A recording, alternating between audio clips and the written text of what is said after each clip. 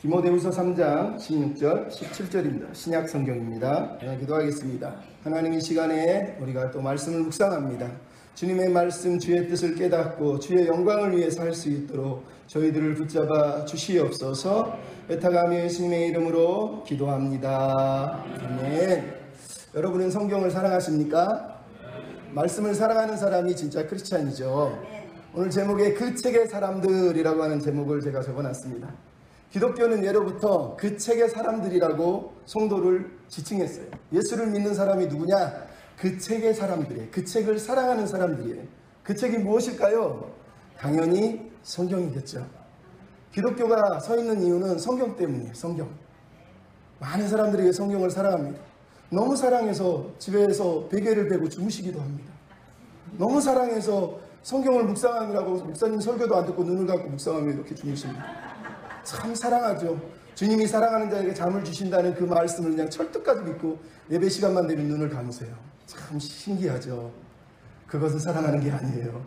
말씀을 사랑하는 사람은 하나님의 말씀이 나를 어떻게 변화시키는지를 배우는 사람이에요. 오늘 우리가 읽은 디모데후서 3장 16절 17절은 디모데후서 3장 1절에 사도 바울이 디모데에게, 젊은 디모데 목사님에게 교훈한 내용이에요. 말세가 되면 고통하는 때가 이르는데 사람들이 자기를 사랑하고 무법하고 무정하고 자기 마음대로 산다는 거예요.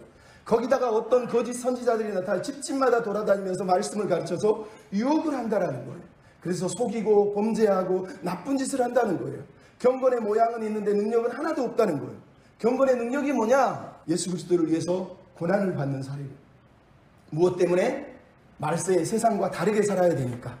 말세를 이기는 방법이 뭐냐? 그래서 디모데에게 말하는 거예요. 3장 14절 15절 16절 17절 네가 어려서부터 성경을 알았나니 성경이 너를 구원에 이르는 지혜가 있게 할 뿐만 아니라 성경이 하나님의 감동으로 해서 너를 하나님의 사람으로 세워준다는 거예요. 세상 사람이 아니라 하나님의 사람으로, 그 책의 사람으로 우리를 변화시킨다라고 사도 바울이 디모데에게 말을 하는 거예요. 그 책의 사람이. 왜? 4장 3절에 보면 때가 이르면 많은 사람들이 바른 교훈을 받지 않고 많은 거짓 스승들을 두고 귀가 가려워서 이상한 것들을 쫓아다닌다는 거예요. 여러분, 하나님 우리에게 성경을 주신 이유, 말세를 이길 힘, 세상을 이길 힘, 바로 이 성경에 들어있다고 얘기하는 거예요. 그래서 여러분, 성경을 읽을 때 말씀 앞에서 우리에게 자세가 필요해요. 베레아 교회의 교인들에게 베레아에 있는 사람들은 데살로니가에 있는 사람들보다 더 너그러워서, 같이 시작, 간절한 마음으로 말씀을 받고 이것이 그러한가 하여 날마다 성경을 상고함으로. 베레아라고 하는 곳이 있었어요. 근데 많은 거짓 선지자들이 있었는데 사도 바울이 거기에 찾아와서 말씀을 전하고, 그러더니 베레아 사람들이 말씀을 너무너무 잘 받는 거예요. 그래서 사도행전의 저자인 누가가 이렇게 썼어요. 베레아 사람들은 너그러워서 말씀을 상고한, 그런가 상고했다. 여기서 너그럽단 말은 유게네스라고 하는데 마음이 열려있다는 얘기예요. 열린 마음이라는 얘기예요. 편견이 없이 들으려고 했다는 거예요. 근데 어떻게 해요? 성경을 상고함으로. 성경이 진짜 그런가 상고했다는 거예요. 여기서 상고하다는 단어가 의심하다, 신문하다, 제기하다 이런 뜻이에요. 그러니까 여러분 무슨 얘기냐? 베레아 교회가 성도들이 사도 바울이 설교를 하는데 그 설교를 들으면서 이게 성경하고 맞는지를 따졌다는 거예요. 그래서 성경하고 틀리면 틀렸다고 얘기할 수 있을 정도의 사람들이었다는 거예요. 여러분, 이 시대가 한국교회가 사는 방법은 이거밖에 없어요. 목사의 말씀이 하나님 말씀보다 앞서면 안 돼요. 하나님 말씀이 목사의 말씀 위에 있는 거예요. 성경이 그러하면 거기에 순종하면 되는 거예요. 그거 가지고 따질 필요가 없다니까요. 여러분, 그래서 중요한 거예요. 성경을 배워야 되는 거예요. 성경 앞에서 내 마음을 열고, 그리고 성경이 정말 그런지를 비교하고 판단해 봐야 되는 거예요. 그럴 때 우리의 신앙이 성장하는 거예요. 근데 문제는 여러분이 성경을 잘 알고 있느냐는 거예요. 우리가 구약 모세오경을 들어가기 전에 그래서 성경을 먼저 잠깐 개론식으로 살펴볼 거예요. 성경, 여러분이 성경을 사랑하시죠? 여러분, 성경을 읽을 때 제일 중요한 게 뭐냐? 숲을 보는 거예요. 나무를 보는 게 아니에요. 여러분, 많은 사람들이 숲을 안 보고 나무를 봐요. 그러니까 퍼즐 한 조각을 붙잡고 이 퍼즐이 뭘까 이렇게 고민을 해요. 하지만 여러분, 퍼즐을 맞추기 위해서는 큰 그림을 내가 알고 있어야지. 그래야지 그 퍼즐에 딱 자리에 들어가는 거예요. 성경도 마찬가지예요. 많은 사람들이 성경을 한 구절 한 구절만 붙들고 그거 가지고 마치 자기 신앙인 것처럼 얘기해요. 하지만 성경은요, 더 큰 이야기가 있어요. 오늘 우리가 읽은 디모데후서는 디모데전서가 있고, 디모데전서 앞에는 앞뒤로 신약성경이 있고, 신약성경 너머에는 구약성경이 있고, 성경 전체가 있단 말이에요. 그 성경 전체하고 이 본문하고 어떻게 맞는지를 고민하는 게 성경을 바로 아는 거예요. 근데 전체 성경은 딴 얘기하는데 이 본문만 붙들고 여기 이렇게 써있는데 이게 맞아 라고 말하는 거, 그건 말씀을 모르는 초짜란 말이에요. 성경을 먼저 종합적으로, 성경 종합이라고 그래요. 큰 틀에서 다 쳐다본 다음에 그 숲을 다 이해하면 그 다음에 그 안으로 들어가서 이제 모세오경이 뭐고, 창세기가 뭐고, 누가복음이 뭐고, 이런 식으로 그 다음에 디모데후서 3장은 무슨 내용이고, 이렇게 쳐다봐야 되는 거예요. 이런 것들을 비교할 때 성경을 바르게 하는 거예요. 그러니까 여러분이 자꾸 집에 앉아가지고 성경 한 구절 팍 펴가지고 목매어 죽어라, 죽어야 되나, 저번에도 말했지만 이런 식으로 성경을 읽으면 안 된단 말이에요. 사랑하는 자에게 잠을 주시는구나, 오늘도 교회에서 나는 잠을 잘 수 있는 특권을 누린다, 이러면 안 된다는 거예요. 왜 그런 말씀을 하시는지 큰 틀에서 봐야 되는 거예요.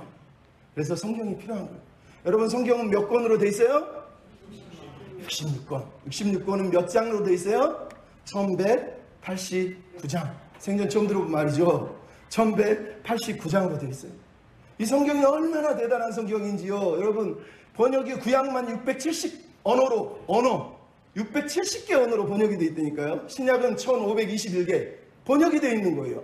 미국은 한 해에 4천만 부 성경이 팔려요. 말 그대로 베스트셀러 중에 베스트셀러예요.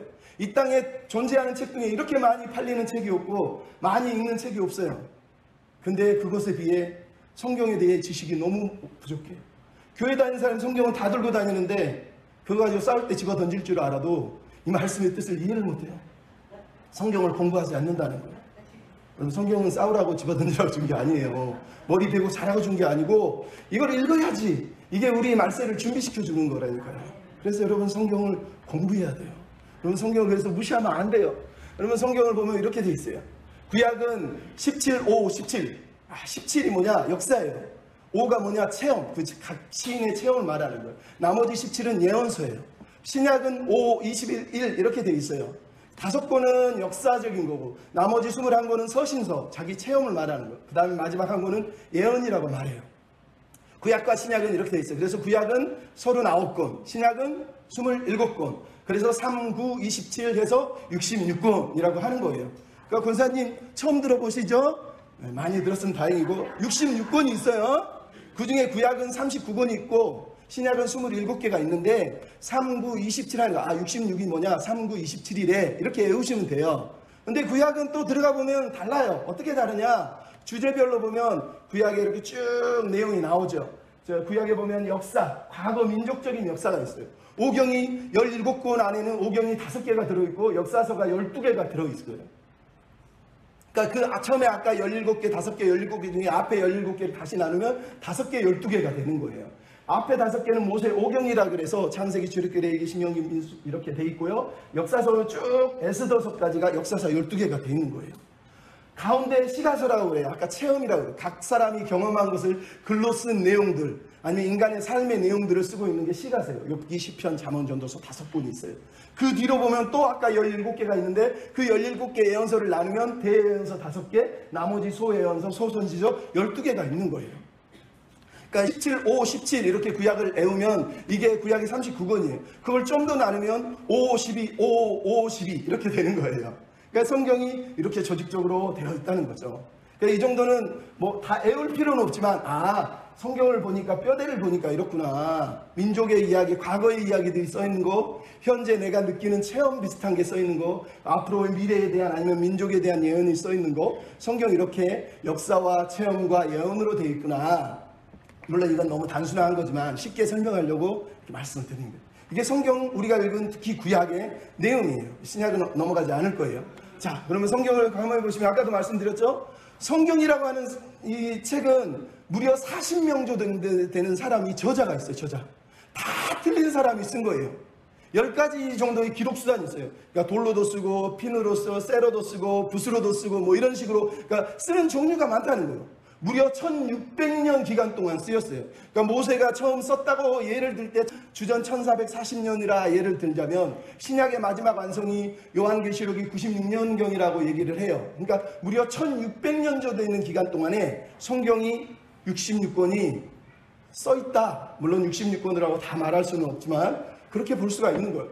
3가지 언어로 되어 있어요. 성경은 히브리어, 아람어, 헬라어. 여러분 이게 성경이에요. 여러분 여기 써있는 이거는 번역이에요. 번역. 그러니까 오해하면 안 돼. 나중에 또 얘기하겠지만 어떤 사람은 성경이 1.1이라도 바꾸면 안 된다고 하는데 왜 개혁 개정은 이래요. 나는 개혁 한글이 좋은데 막 이러면서 목사님한테 달려드는 사람이 있어요. 얼마나 교회에서 못 배웠으면 그래요. 여러분 이 땅에요 성경 번역본이 얼마나 많은지 몰라요. 다 번역본이에요. 번역본. 이게 번역본이라니까요. 성경의 원래 언어는 히브리어, 아람어, 헬라어로 돼 있어요. 그게 66권 1189장으로 돼 있어요.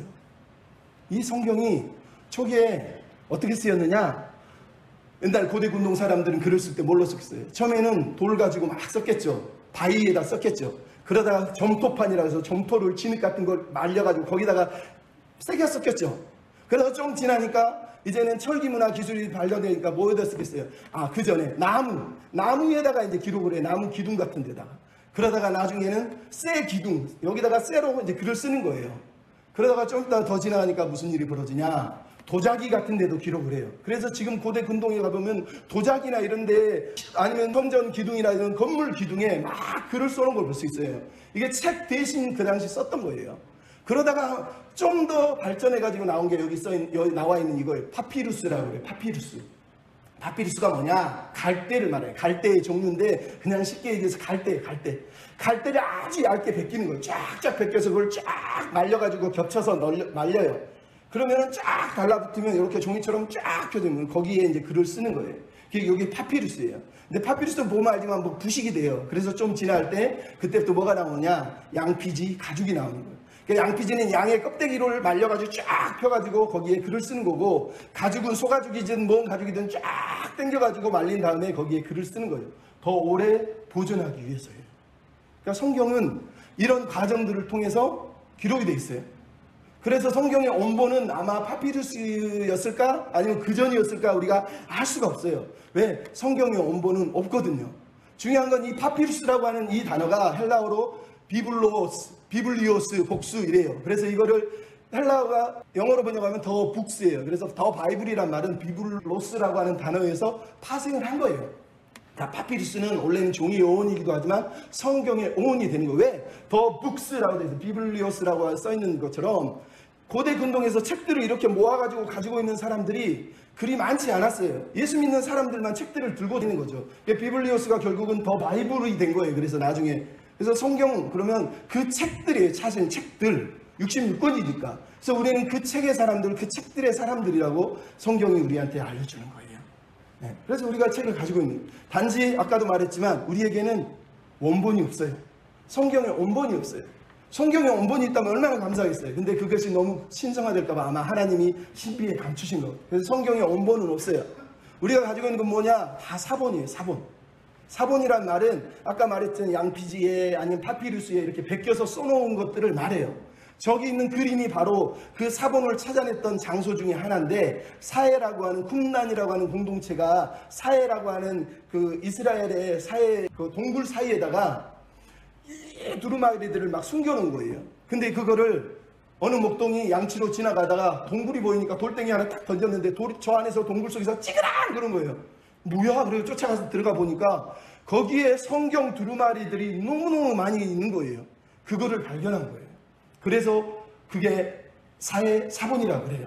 근데 이런 사해 사본이 나오기 전에 사실은 신의 사본이다. 그래서 1844년에 독일의 티센도르프라고 하는 사람이, 이름이 헷갈려요. 독일어로. 성 캐서린 수련이라고 하는 이집트에 방문을 했는데 성경을 찾으러 간 거예요. 성경을. 근데 거기에는 도서관이 있었는데 도서관을 아무리 뒤져도 성경이 안 보이는데 저 구석지의 바구니에 막 두루마리들이 몰려있는데 불태워서 버리려고 하는 거예요. 그래서 저게 뭐지? 가서 딱 꺼내보니까 거기에 신약 사본, 구약 사본, 특히 그리스 헬라어 신약 사본이 너무 많이 있는 거예요. 깜짝 놀래요. 그래서 그것을 취해서 그거를 사실은 보존을 해주세요. 그래 간신히 보존을 해가지고 지금까지 가지고 있는 게 신의 사본이라 그래요. 또 하나는 1930년대 이집트 사막에서 어떤 사람들이 신약 사본을 또 발견을 해요. 우리가 가지고 있는 신약 헬라어 성경을 발견을 한 거라는 거예요. 그리고 제가 처음에 말했던 것을 마지막으로 1947년에 이 사해사본이라고 하는 쿰란 동굴의 두루마리가 또 발견이 된 거예요. 놀라운 거예요. 거기에 우리하고 똑같은 내용의 거의 비슷한 성경이 주전 225년경에 제일 오래됐으면 주전 225년이라고 그래요. 쓰였을 내용의 글들이 하나도 훼손되지 않은 채 남아있는 거예요. 그래서 어떤 사람이 이거 성경 진짜예요? 가짜예요? 세상에 근데 그게 발견이 된 거예요. 그것도 2000년이 지난 다음에 발견이 됐는데 정확하게 그 본문들이 우리랑 지금 읽는 거하고 거의 비슷하게 그대로 보존이 되어 있었다는 거예요. 얼마나 오묘합니까? 하나님이 신비죠. 하나님이 이걸 보존시킨 거예요. 그 정도로 놀라운 일이 바로 이 성경을 통해서 일어났다는 거예요. 자, 그럼 이제 여러분에게 얘기해야 되겠어요. 여러분, 성경은 무엇일까요? 여러 가지가 있지만 제가 이렇게 생각을 하면 여러분한테 얘기합니다. 성경은 언약서예요. 언약서. 성경은 구약과 신약이라고 하는 언약서예요. 두 번째, 성경은 드라마다. 성경은 드라마예요. 어떤 드라마예요? 하나님의 구속의 드라마예요. 성경은 이야기예요. 성경은 우리에게 이야기를 들려. 어떤 이야기? 하나님의 이야기, 사랑의 이야기. 마지막으로 성경은 세계관이라는 거예요. 성경을 통해서 우리가 세상을 해석하는 거예요. 자, 하나씩 다시 볼까요? 첫째, 성경은 언약서예요. 구약시대에는 왕과 백성들, 아니면 종주국과 속국이 언약을 맺어요. 언약의 내용은 뭐냐? 왕은 백성들을 사랑하겠다고 언약을 맺고 백성들은 왕에게 충성하겠다고 언약을 맺는 거예요. 그 하나님이 성경을 주신 내용이 뭐냐? 하나님께서 인간을 사랑하기 위해서 인간을 위해서 시혜를 베푸시는 특혜의 내용이 성경에 들어있고 인간이 하나님께 사랑으로 충성으로 반응해야 될 내용이 성경에 들어있는 거예요. 그래서 성경은 언약서라고 그래요. 그래서 구약, 신약은 오래된 언약, 새 언약 이런 얘기가 아니라 옛날 구약시대 이스라엘과 맺은 언약, 우리와 맺은 거지만 신약과 맺은 언약 이런 식으로 언약이라고 말하는 거예요. 그러니까 우리는 두 개의 언약을 가지고 있지만 사실은 하나의 언약서를 가지고 있는 거예요. 또한 고대 근동에서 언약은 뭐냐? 대부분 신랑과 신부가 결혼할 때 맺는 언약식이에요. 언약식. 그러니까 성경에도 보면 내가 네 남편이 되고 너는 내 아내가 된다. 하나님 호세아서에서 말하잖아요. 또 하나는 내가 너희 하나님 되고 너는 내 백성이 된다. 이게 다 언약 공식이라 그래요. 그러니까 모든 성경은 이 언약 공식을 따라요. 왜? 예수님도 돌아가시기 전에 언약을 맺으시잖아요. 새 계명뿐만 아니라 새 언약을 맺는다는 거예요. 사랑의 언약이에요. 변치 않는 언약. 끝까지 함께 하겠다고 하는 언약이 성경의 언약서란 말이에요. 얼마나 감사합니까? 우리가 약속을 하고 새끼손가락 걸고 끝까지 이 새끼손가락 약속 지켜주겠다고 말씀하신 거예요. 감사하지 않습니까? 네. 두 번째, 드라마예요. 드라마. 우리가 읽은 성경의 모든 내용들을 흘러가는 내용들은 하나님이 계획하시고 하나님이 우리에게 무대를 설치하시고 우리에게 보여주고 있는 놀라운 한편의 구원의 드라마, 구속의 드라마라는 이 드라마의 핵심이 뭐냐? 하나님의 나라라는 거예요. 하나님이 창조하셔서 마지막까지 우리에게 이 드라마를 끌고 갈 때 우리가 봐야 될 게 뭐냐? 하나님이 꿈꾸시는 나라, 하나님이 원하시는 나라를 우리에게 들려주고 있는 거예요. 그러니까 여러분 오해하면 안 돼. 난 죽어서 천국 갈래. 그거는요 성경을 이것만 아는 거예요. 이것만. 성경이 우리에게 말하는 건 죽어서 천국 가는 내용이 아니라요. 하나님이 창조 시대부터 정말 새하늘과 새 땅 사이에서 우리에게 보여주고 싶은, 만들고 싶은 하나님의 나라, 그 나라의 백성으로 우리가 살기 위해서 준비시키는 게 성경의 이야기라니까요. 그리고 성경은 하나님의 사랑의 이야기, 우리를 향한 그분의 구속의 이야기. 그래서 우리가 말하잖아요. 히스토리. 그분의 사랑 이야기. 그래서 우리가 역사를 히스토리라고 한다고 그러잖아요. 히스 스토리. 그분의 이야기예요. 그분의 이야기. 누구? 우리를 위해서 죽으러 오신 분, 우리를 위해서 십자가에 오르신 분, 우리를 위해서 다시 살아나신 분, 그 아들을 보내신 하나님. 사랑의 이야기예요. 사랑의 이야기. 하나님이 세상을 이처럼 사랑하사. 얼마나 감사합니까? 이 사랑 이야기가 바로 우리가 보고 있는 성경 이야기. 그러니까 성경을 읽으면서 지루해하고 조는 사람은 사실은 사랑하는 사람이 아니에요. 하나님의 사랑 이야기를 들으면서 아니죠? 사랑하면 눈이 번쩍 떼야죠. 그런 사랑의 마음을 가지시기 바랍니다. 남편을 생각하지 마시고 주님을 생각하시기 바랍니다. 자, 그리고 성경은 뭐라고요? 세계관이다. 성경이 세계관이에요. 세계관이란 말은 세상을 보는 눈, 안경. 여기 안경 선배 나오잖아요. 안경 선배처럼 목적을 향해서 예리하게 뚫어지게 쳐다보는 걸 말하는 거예요. 모든 세상을 볼 때 성경을 가지고 세상을 판단하는 기준을 가지라는 거예요. 그래서 이거를 잣대라고도 하고 안경, 시각이라고 하는 거예요. 이게 세계관이에요. 세계. 그러니까 우리가 성경을 공부하는 이유가 뭐예요? 세상을 살 때 내가 세상을 해석할 수 있는 능력을 성경이 주는 거예요. 성경이.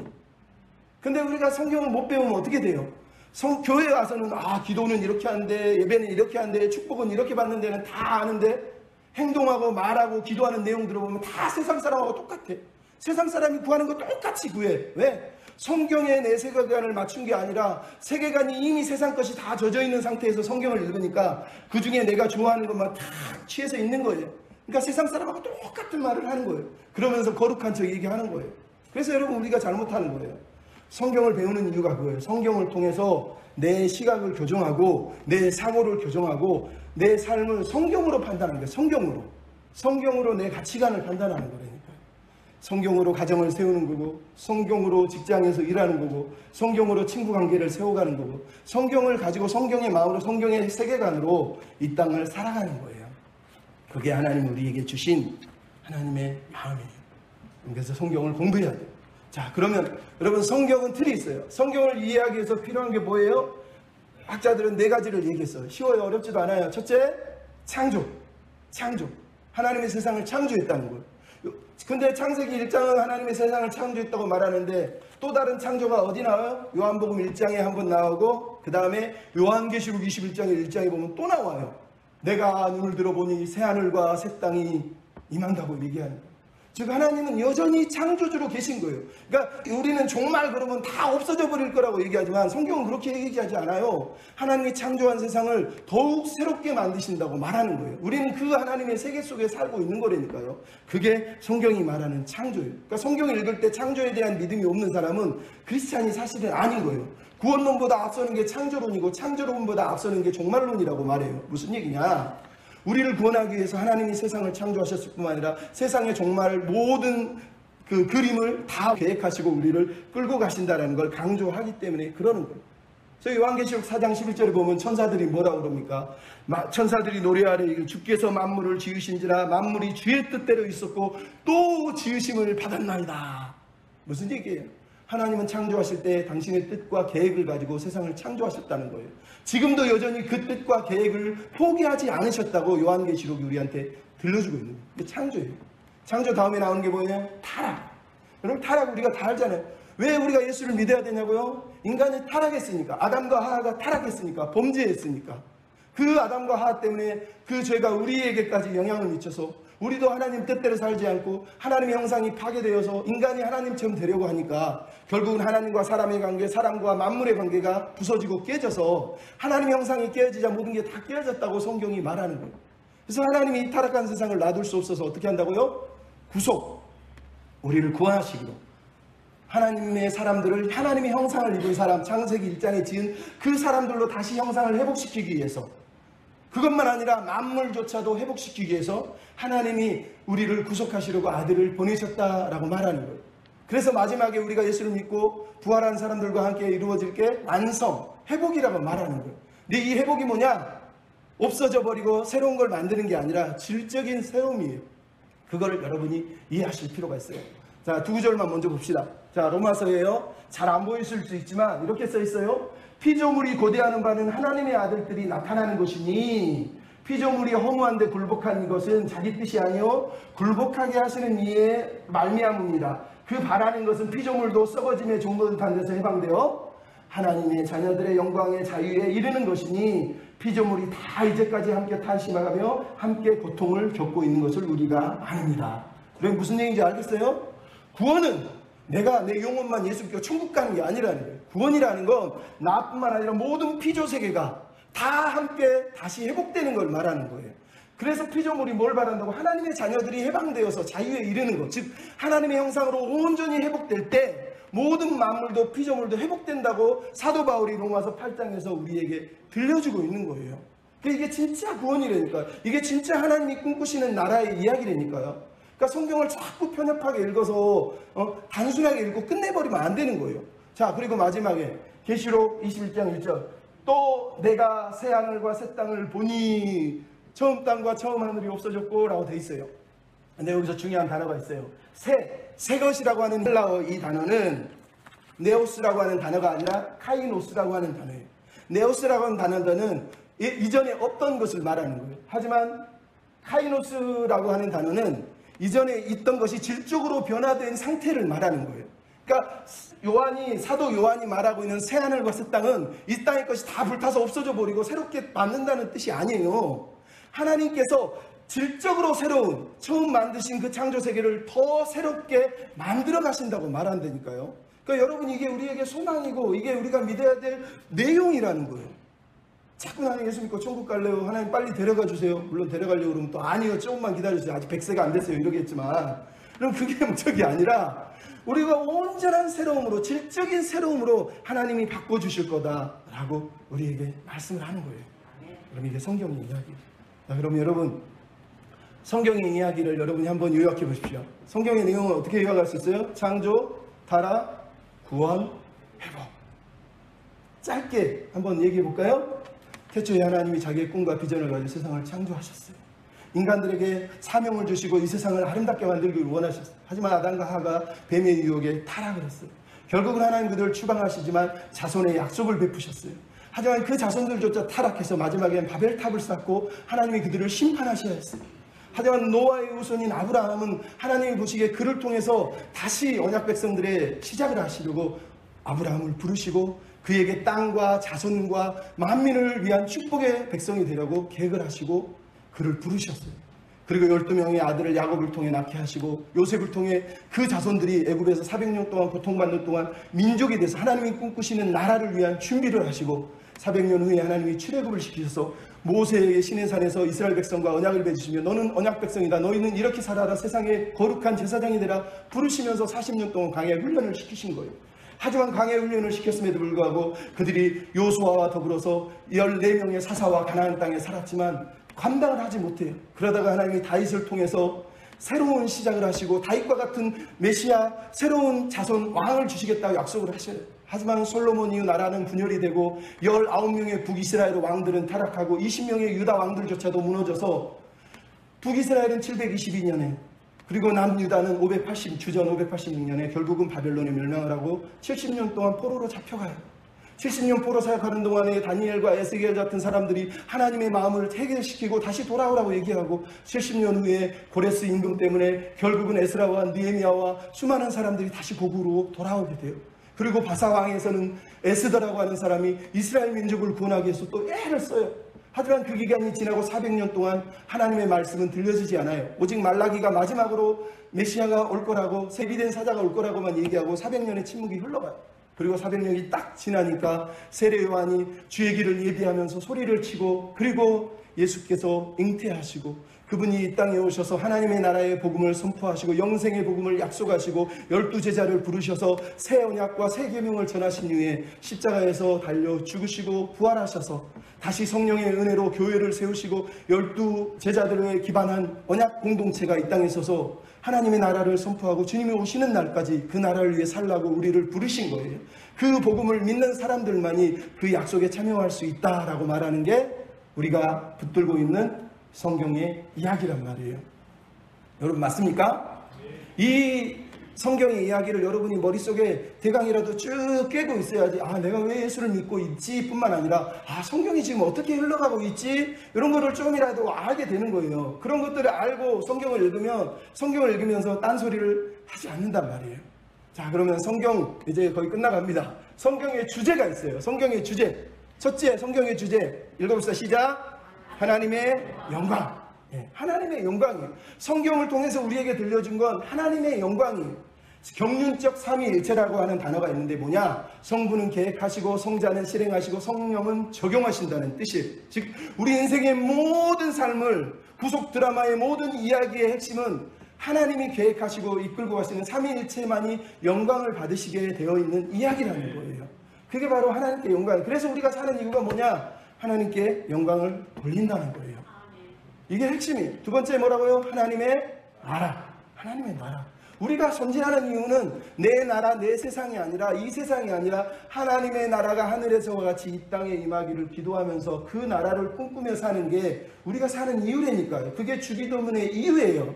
그러니까 나는 이 나라 버리고 저 하늘로 올라갈래요. 거기서 그냥 영원만 살래요. 그거는 성경을 믿는 사람의 얘기가 아니에요. 하나님의 나라가 이 땅에 임하기를 기도하는 거예요.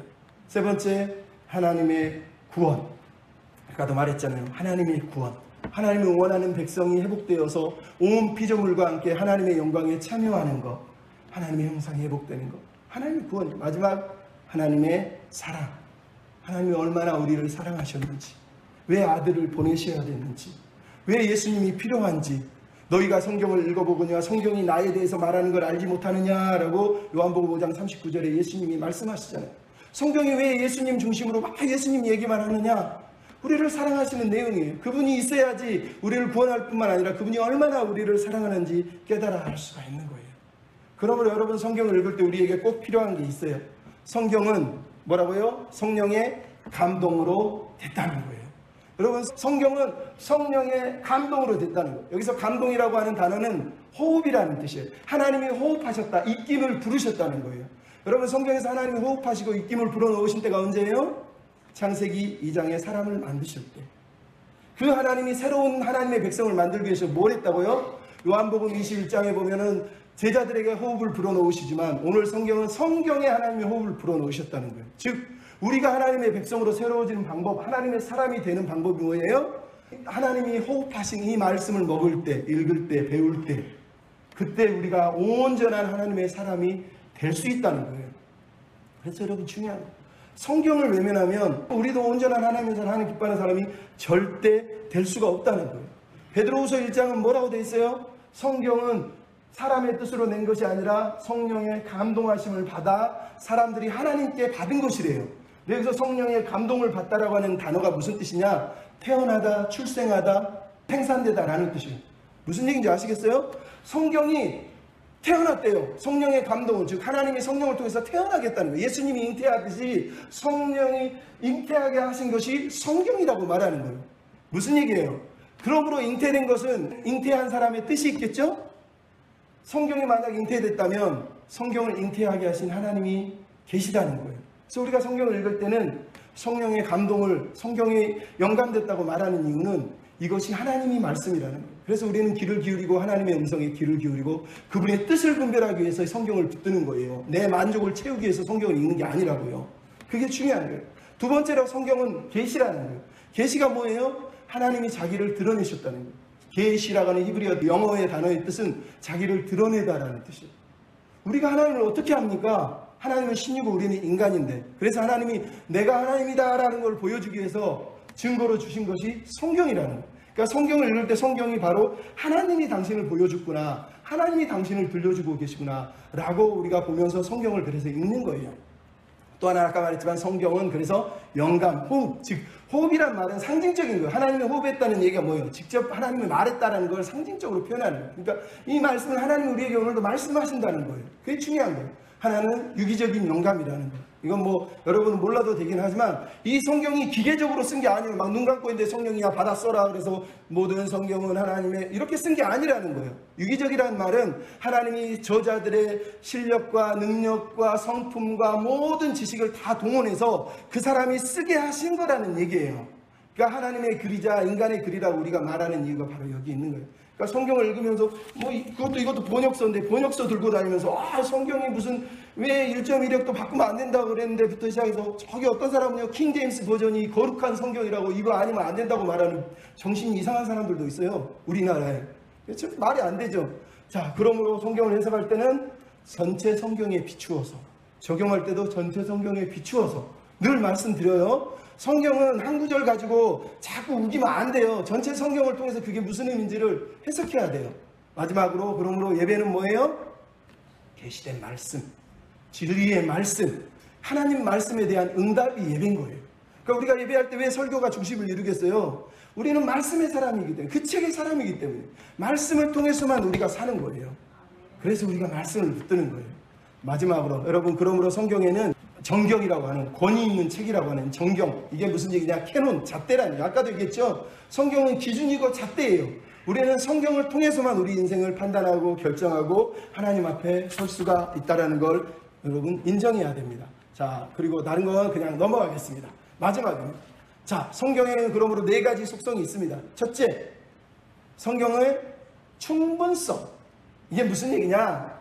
여러분, 성경은 충분해요. 뭐에? 우리를 위한 구원에 대한 말씀, 우리가 하나님 앞에 경건하게 살아가는 삶에 대한 내용으로 부족함이 하나도 없다는 거예요. 우리는 다른 계시를 받을 필요가 없는 거예요. 근데 여러분, 이거를 개혁신학자들이 가르침에도 불구하고 교회는 이것만 실천을 안 하고 있어요. 왜? 많은 교회들이 성경으로 충분하지 않다고 믿기 때문에 자꾸 계시를 받으려고 하고 음성을 들으려고 하고 어디서 쫓아가서 머리 들밀고 안수하려고 한다는 거예요.